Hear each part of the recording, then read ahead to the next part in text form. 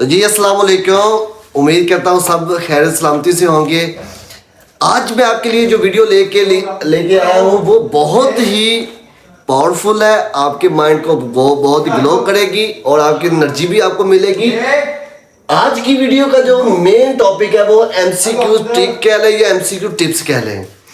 तो अगर आप बोर्ड का इम्तिहान दे रहे हैं, स्कूल का दे रहे हैं या कॉलेज का दे रहे हैं या यूनिवर्सिटी का दे रहे हैं, तो किसी भी इम्तिहान के अंदर, एग्ज़ाम के अंदर आप एमसीक्यूज कैसे सॉल्व कर सकते हैं। तो वीडियो को स्टार्ट करने से पहले आप वीडियो को सब्सक्राइब और लाइक कर लें ताकि आपको मज़ीद वीडियो मिलती रहे। तो आए अब अपनी वीडियो की तरफ। देखें, जब भी आपका बोर्ड का इम्तिहान हो रहा है, किसी किस्म का भी आपका एग्ज़ाम हो रहा है, तो 3 टाइप के क्वेश्चन होते हैं एमसीक्यूज। एक वो होते हैं जो आपको बिल्कुल 100% आते हैं, आप श्योर होते हैं कि ये कन्फर्म है, मुझे आता है, आप टिक कर लेते हैं। लेकिन कुछ एमसीक्यूज ऐसे होते हैं जिसमें आप श्योर नहीं होते, आप कहते हैं कि ये मुझे बिल्कुल भी नहीं आता। और कुछ एमसीक्यूज वो होते हैं जिनमें आपको कंफ्यूजन होती है। तो मैं जो 100% श्योर है वो तो आप क्लियर कर चुके हैं, लेकिन इन दोनों के ऊपर कि जो जिनमें आपको कंफ्यूजन हो रही है, जिनमें आप श्योर नहीं है, उनको आपने कैसे सॉल्व करना है। मतलब ये है जिसे हम पंजाबी में कहते हैं तुक्का सिस्टम लगाना, एक आइडिया लगाना। ठीक है, ये एमसीक्यूज कैसे होगा, तो वो आज का है मेन। तो टिप नंबर 1 है सबसे पहले, उसका नाम है बेस्ट एलिमिनेशन मेथड। इस मेथड में आपको क्या करना है, देखिए एमसीक्यूज आएंगे बोर्ड में, जब पेपर आपको दिया जाएगा, कुछ एमसीक्यूज ऐसे होते हैं जिनमें लिखा होता है ऑल ऑफ दिस,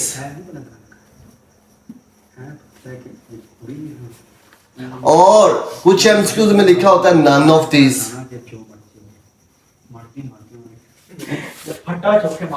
तो इसमें मैं ये समझाना चाह रहा हूं, जो एग्जामिनर होता है वो पेपर इस तरह सेट करता है कि हमारे पास उसमें कुछ ऑप्शन लास्ट पे दे देता है, जैसे एमसीक्यू 1 2 3 कुछ और होगा, 4 आपके लिए दे देगा ऑल ऑफ दीज, या इस तरह नन ऑफ दीज लिख देगा किसी एमसीक्यूज में।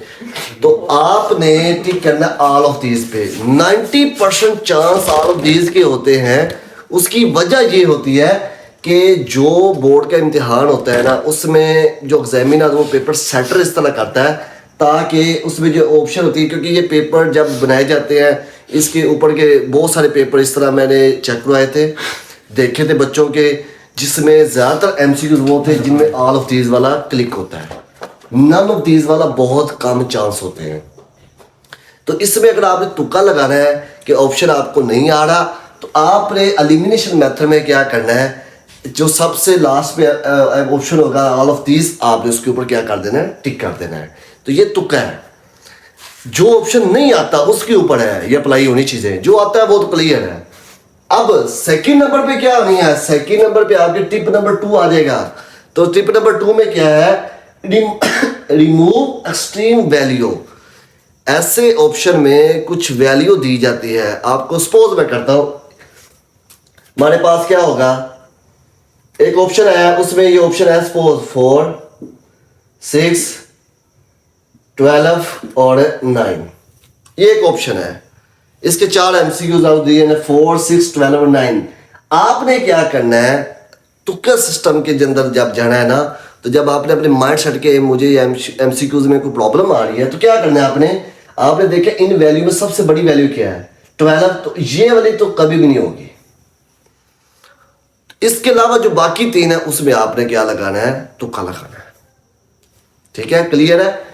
नेक्स्ट जो टिप है, टिप नंबर 3 में हम जाएंगे, तो उसमें क्या है, सिमिलर आंसर ट्रिक। एग्जामिनर क्या करता है, वो क्या करता है कि कुछ ऑप्शन ऐसे बनाता है जिसमें एमसीक्यूज एक जैसे दिए जाते हैं। लाइक मैं आपको बताता हूं कैसे, एक एग्जांपल से देते हैं। सपोज मेरे पास एक वैल्यू है 5, एक वैल्यू हमारे पास 8, एक है -5, एक है हमारे पास 11। ये ऑप्शन दे दिया जाता है। आपने कैसे टिक करना है इसे, आपने ये देखना है कि अगर तो वैल्यू इसमें सेम आ रही, जैसे देखिए इसमें 5 है, इसमें भी 5 है, तो ऑप्शन इन दोनों में से कोई होगा। 8 वाला ऑप्शन और 11 वाला ऑप्शन कभी भी नहीं होगा। ठीक है, ले ये 99% चांस होते हैं ठीक है, क्योंकि हम भी टीचर्स हैं, हम भी जब पेपर्स को देखते हैं, बच्चों की चीज़ें देखते हैं, तो हमारी नज़र में ये बड़ी दफ़ा चीज़ें गुजरी हुई हैं। तो ये सारी चीज़ें मैं आपका अपना एक्सपीरियंस आपके साथ शेयर करना चाह रहा हूँ कि जो ऑप्शन आपके पास सिमिलर होंगे उनमें से कोई एक आप टिक कर लें, तो ज़्यादा चांस है वो ऑप्शन आपका ठीक हो जाए। ठीक है, चलिए नेक्स्ट हमारी आपकी टिप नंबर आ जाएगी 4, ब्रेन सिग्नल टेक्निक्स क्या होती है। ये आपका माइंड सेट इसमें ज़्यादा यूज़ होगा। कैसे, ये इसका मतलब क्या है ब्रेन सिग्नल टेक्निक्स का। अब कुछ ऑप्शन आते हैं बोर्ड के अंदर, एग्ज़ाम के अंदर, ठीक है, जब हम इम्तिहान देते हैं पीपीएस के या एफपीएस के, तो उनमें कुछ ब्रेन सिग्नल टेक्निक्स वाले भी एमसीक्यू दिए जाते हैं। आपने उनमें क्या चीज़ें यूज़ करनी, लाइक अगर आपका बोर्ड का इम्तिहान दे रहे हैं, जो आजकल चल रहे हैं 9th और 10th के बोर्ड के इम्तिहान, तो ऑप्शन आ जाता है, तो आपने कैसे टिक करना है, इसके लिए देखें क्या टेक्निक आपने यूज़ करनी है। ऑप्शन आ गया, अब ऑप्शन आपने जेन में पहले बैठाया, आपने ये पहले जेन में आता है कि ये ऑप्शन मैंने कहीं ना कहीं पहले जेन में बिठाएं कि ये ऑप्शन मैंने कहाँ सुना है। बात ये होता है बच्चों को कि मैंने ये फलां टीचर से ये सुना था, किसी स्कूल से या एकेडमी वगैरह से सुना था, या फिर मैंने अपने किसी दोस्त से ये बात शेयर की, या किसी स्टूडेंट से बात शेयर की, उसमें कोई इस तरह की मैंने एक लफ्ज़ यूज़ किया। थर्ड चीज़ ये है कि ये किस चैप्टर से आया है। अगर चैप्टर का पता चल जाए तो उस चैप्टर के अंदर ये वाला टॉपिक था, तो वहाँ पर मैंने ये एमसीक्यूज। तो इसमें अगर मेन चीज़ें आती है जब आपके पास टीचर्स आ जाएंगे कि वहाँ से आपने सुना होगा, स्टूडेंट हैं, आपके फ्रेंड्स हैं, उनसे ये वाला एमसीक्यू सुना था, चैप्टर है, फिर आपके पास टॉपिक है। तो अगर आप इन चीज़ों को ज़हन में थोड़ा सा रिव्यू करेंगे ना, तो आपने कहीं ना कहीं ये चीज़ सुनी होगी। तो जो आपने सुना होगा तो आप उस एमसीक्यूज के ऊपर क्या कर देना, आपने टिक कर देना है। तो आपके लिए बेस्ट चांस होंगे कि वो ऑप्शन, ज़्यादा चांस होंगे वो आपका बिल्कुल एक्यूरेट हो जाए।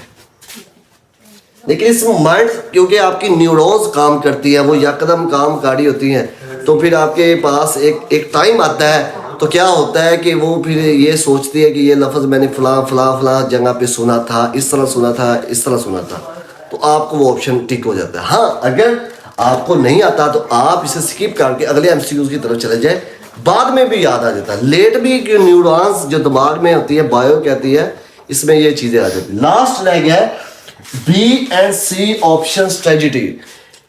ये स्ट्रेटजी बहुत ज़्यादा यूज़ होती है। कहाँ पर, अक्सर जो बोर्ड के इम्तिहान है ना, उनमें ऑप्शन जो होते हैं ना बी और सी, वो ज़्यादातर फॉलो किया जाता है।